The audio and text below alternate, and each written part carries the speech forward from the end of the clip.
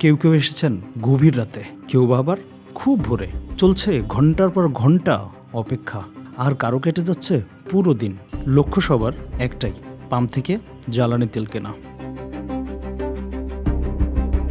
Diesel, octane, petrol ও কেরোসিনের দাম litre প্রতি 15 থেকে 20 টাকা বাড়ানোর পরও কমেনি মানুষের ভোগান্তি।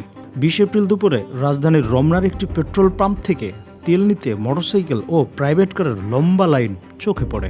সচিবালয় থেকে জাতীয় শিল্পকলা পর্যন্ত গড়িয়ে গেছে তেল ক্রেতাদের এই লাইন। তীব্র গরমে অপেক্ষায় থাকা মানুষের চোখে মুখে ক্ষোভ, হতাশা ও বিরক্তির ছাপ স্পষ্ট দেখা গেল।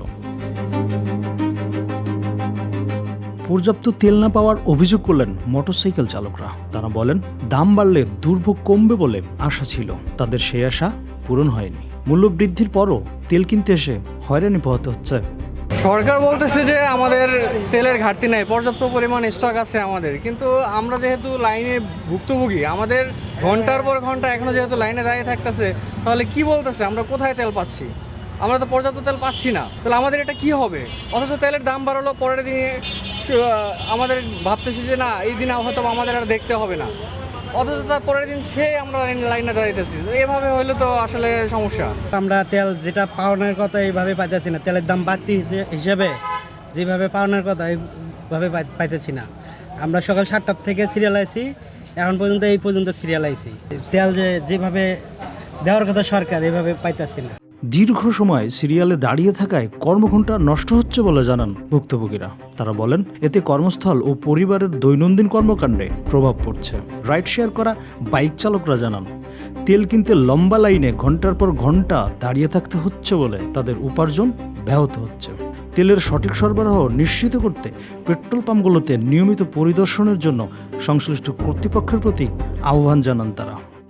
তেলের কারণে তুলনামূলক আমরা ভালো নেই, এক কথায় ভালো নেই। আমরা এটা সমাধান চাই। দাম বাড়ছে যেহেতু আমরা ইমিডিয়েটলি সমাধান চাই। তাছাড়া আমাদের দাম কমায় দেখ, আমরা ভুক্তভোগী থাকবো।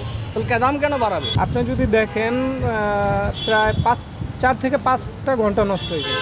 এই 5টা ঘন্টা যদি আমি কর্মক্ষেত্রে বা অন্য কোনো ক্ষেত্রে কাজে লাগাইতে পারতাম, তাহলে তো আমার আরও আগানো সম্ভব ছিল, তাই না? এই তেলের কারণে আমি পিছিয়ে যাচ্ছি না, কিন্তু এই তেল ছাড়াও তো আমার চলবে না। দ্রুত সমস্যা সমাধানে পাম্পগুলোতে পর্যবেক্ষণ জোরদার করে পর্যাপ্ত তেল সরবরাহ নিশ্চিত করার দাবি জানান সাধারণ মানুষরাও। এতে ভোগান্তি কমে জনমনে স্বস্তি ফিরবে বলে মনে করছেন তারা। রিয়াজুল ইসলাম রিয়াজ, দ্য ফাইন্যান্সিয়াল এক্সপ্রেস।